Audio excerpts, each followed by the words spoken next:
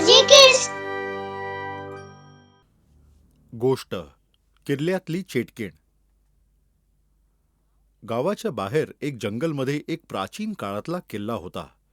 तो जरी किल्ला असला तरी ती जागा खूपच सुंदर होती. लोक लांब लांबून ह्या जागेवर फिरायला येत असत. एक दिवस शहरातला एक फोटोग्राफर नवीन पण ह्या जागेवर फिरायला आला आणि वा, किती छान मूर्ती आहे. नक्कीच ही या महालातली राणी किंवा राजकुमारी राहिली असेल. मी हिचा एक फोटो काढतो. हे बोलून नवीन जसा फोटो काढायला लागतो अरे, हे काय? कॅमेरामध्ये तर ही जिवंत राजकुमारी दिसते. नक्कीच ही एक भुताटकीची जागा आहे. मला इथून लगेच निघायला हवं. अशा प्रकारे नवीन घाबरून जातो आणि लगेच तिथून पळू काढतो. पण जशी तो मूर्तीकडे आपली पाठ करतो तेव्हा माझ्यापासून तू पळून कुठे जाशील? आता तर तुला माझे फोटो काढावेच लागतील. जर तू पळायचा प्रयत्न केलास तर मरशील. पण हे ऐकून सुद्धा नवीन मागे वळून नाही बघत आणि तिथून पळत सुटतो. पण थोडा लांब गेल्यावर त्याचा पाय एका दगडावर धडकतो आणि तो खाली जमिनीवर पडतो. कुठवर पळत राहशील? आता तू माझ्यापासून लांब नाही राहू शकत. माझा फोटो घे ना, घे माझा फोटो. नाही नाही, मी तुझा फोटो नाही काढणार. मला क्षमा कर आणि मला जाऊ दे. फोटो काढ, नाहीतर तुझा जीव जाईल. बघायचंय मी किती सुंदर आहे? नाही, मला नाही बघायचंय. आणि तेव्हाच ती चेटकीण आपलं रूप बदलून एक सुंदर राजकुमारीचं रूप घेते.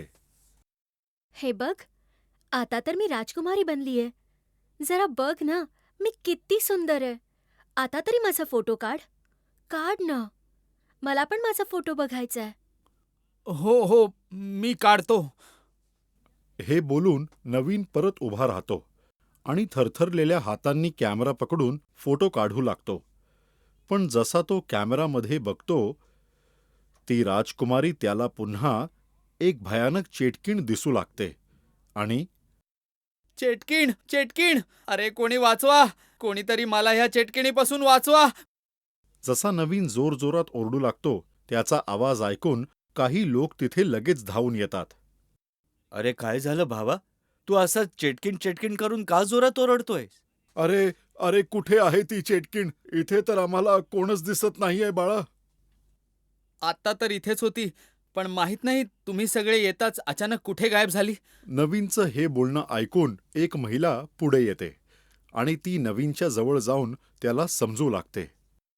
बाळा, मला वाटतं तुझी तब्येत ठीक नाहीये. तू घरी जा आणि आराम कर. तुम्ही अगदी बरोबर बोलत आहात बाई. ह्या बाळाला नक्कीच काहीतरी भास झाला असेल. आता सगळ्यांना समजवण्याने नवीन शांत राहतो आणि मग आपला कॅमेरा घेऊन आपल्या घरी निघून जातो. पण मग जशी रात्र होऊ लागते नवीन, चल दरवाजा उघड. बघ, मी आले आहे. मला माझा फोटो काढायचाय नवीन. चेटकिणीचा असा भयानक आवाज ऐकून नवीन खूपच जास्त घाबरून जातो आणि भीतीने बडबडायला लागतो. अरे, आता काय करू मी? ही चेटकीण तर माझ्या घरापर्यंत आली. असं वाटतं मला मारल्याशिवाय राहणार नाही. देवा, मला या चेटकिणीपासून वाचव रे. चेटकीण नवीनला अनेकदा आवाज देते, पण नवीनकडून तिला काहीच उत्तर नाही मिळत. तेव्हाच अचानक लांबून नवीनच्या शेजारी मंगळू चेटकिणीला आवाज देताना पाहतो. अरे बाई, कोण आहेस तू? आणि एवढ्या रात्री तुझं नवीनकडे काय काम आहे? तू कोण आहेस रे? माझ्या कामामध्ये अडथळा बनतोयस. बघ, आत्ताच तुला धडा शिकवते मी. हे बोलून ती चेटकीण मंगलूकडे जायला निघते आणि मंगलू जोरजोरात ओरडू लागतो. अरे वाचवा! सगळे बाहेर या! आपल्या गावात एक चेटकीण आली आहे. ती मला मारून टाकेल. कोणी वाचवा! कोणीतरी! असाच ओरडत ओरडत मंगलू तिथून पळायला प्रयत्न करतो, पण ती चेटकीण त्याचा गळा दाबून त्याला मारून टाकते आणि मग जशी सकाळ होते. मित्रांनो, ह्याला त्या किल्ल्यातल्या चेटकिणीने मारलंय. काल रात्री ती आपल्या गावात आली होती. तू हे एवढ्या खात्रीने कसं सांगू शकतोस? याआधी तू कधी पाहिलं होतंस का तिला? त्या माणसाने विचारल्यानंतर नवीन गावातील सगळ्या लोकांना हे सत्य सांगू लागतो आणि हे ऐकून सगळे भांभावून जातात. अरे हे तर खूप भयानक आहे. अशा प्रकारे तर ही चेटकीण माहित नाही अजून किती लोकांना मारून टाकेल. पण हे बघून तर असंच वाटत आहे की चेटकिणीचा वैर खरं तर नवीन बरोबर आहे आणि आता तिला ह्याचा सूड घ्यायचा आहे. पण माझ्याकडून कसला सूड घेणार ती? हे तर आता देवालाच माहित किंवा त्या किल्ल्यातल्या चेटकिणीलाच. त्या दिवसानंतर नवीन आतून खूपच घाबरू लागतो. तो आता रात्रीच्या वेळीला घरातून बाहेर देखील पडत नाही. पण ती चेटकीण त्याच्या गावात येऊन रोज गावकऱ्यांमध्ये कोणाचा तरी जीव घेते आणि म्हणूनच गावात सगळीकडे आतंकीचं वातावरण पसरतं. सरपंच साहेब, अशा प्रकारे तर ती चेटकीण सर्वांना मारून टाकेल. मी तर म्हणते आपण काहीतरी केलं पाहिजे. या चेटकिणीपासून सुटका मिळवण्यासाठी आपण असं काय करू शकतो? मी तर म्हणतो की या नवीनलाच गावाबाहेर काढूया. ही चेटकीण नवीनच्या शोधात गावात येते आणि रागात गावातल्या दुसऱ्याच कोणाला तरी मारून टाकते. हे तू काय बोलतोयस? हे मी नाही म्हणत आहे साहेब. तुम्ही ही गोष्ट नवीनला विचारू शकता. त्यांनी स्वतः आम्हाला सांगितलं होतं. वाटल्यास तुम्ही आशाला विचारू शकता. बोल आशा बाळा, हे खरं आहे का? हो सरपंच साहेब. हे ऐकून सरपंच अजूनच चिंतित होतात आणि ते सगळ्यांना ते समजवतात. पण जरी असं असलं तरी आपण नवीनला चेटकिणीकडे देऊन मरायला नाही सोडू शकत. तो पण तर ह्याच गावाचा आहे ना. तुमचं म्हणणंही अगदी बरोबर आहे सरपंच साहेब. पण आता आपण काय करायचं? जर सगळ्यांनी मिळून प्रयत्न केले तर नक्कीच ह्यावर काही ना काहीतरी उपाय सापडेल. हळूहळू नवीनला सुद्धा हेच वाटू लागतं की त्या चेटकिणीचं त्याच्याबरोबर काहीतरी वैर आहे आणि म्हणून ती तिच्या सूड घेत असेल. म्हणूनच त्याला गावकऱ्यांचा जीव वाचवण्यासाठी त्या चेटकिणीला भेटायलाच लागेल. हाच विचार करून एक दिवस नवीन, चेटकीण, हे बघ मी आलो. तुला हवं असेल तर मला मार. पण गावात जाऊन अजून कोणालाही मारू नकोस. नवीन हे बोलताच ती चेटकीण त्याच्या समोर प्रकट होते आणि बोलते, बोल मूर्तिकार नागेंद्र, तू माझा जीव का घेतला होतास? हे तू काय बोलतेस? मी मूर्तिकार नागेंद्र नाहीये. खरं तर मी एक फोटोग्राफर नवीन आहे. नीट आठव, तूच आहेस तो नागेंद्र ज्याने माझी हत्या केली होती.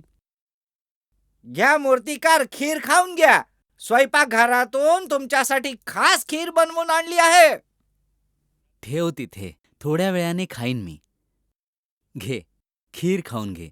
स्वयंपाकघरातून खास तुझ्यासाठी मागवली आहे. खरंच? हो, खरंच. मी तर तुझ्यावर प्रेम करायचे ना, मग तू माझा जीव का घेतलास? लक्षात ठेव, मी माझ्या मृत्यूचा सूड नक्कीच घेईन.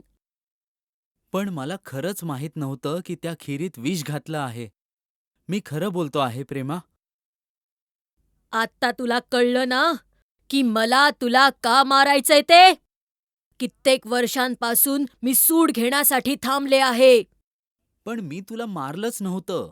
ती खीर महालातील एक नोकर देऊन गेला होता आणि मला तर माहितीच नव्हतं की त्या खीरीत विष आहे. गप्प बस खोटारड्या. मी खरं सांगतोय, त्या खीरीत विष देऊन कोणाला तरी मला मारायचं होतं. पण चुकून तुझा जीव गेला प्रेमा. मला काही एक ऐकायचं नाहीये. मला तर माझा सूड घ्यायचाय. तुला मारून त्या दिवसाचा सूड. हे बोलून ती चेटकीण नवीनला मारायला पुढे जाते आणि नवीन आपला जीव वाचवण्यासाठी इकडे तिकडे धावू लागतो. असंच धावपळ करत असताना न जाणे कुठून त्याच्या हातात एक त्रिशूल येतं आणि त्या त्रिशूलच्या स्पर्शाने ती चेटकीण पूर्ण जळून जाते आणि मग एक पक्षी बनून वर आकाशात जाते.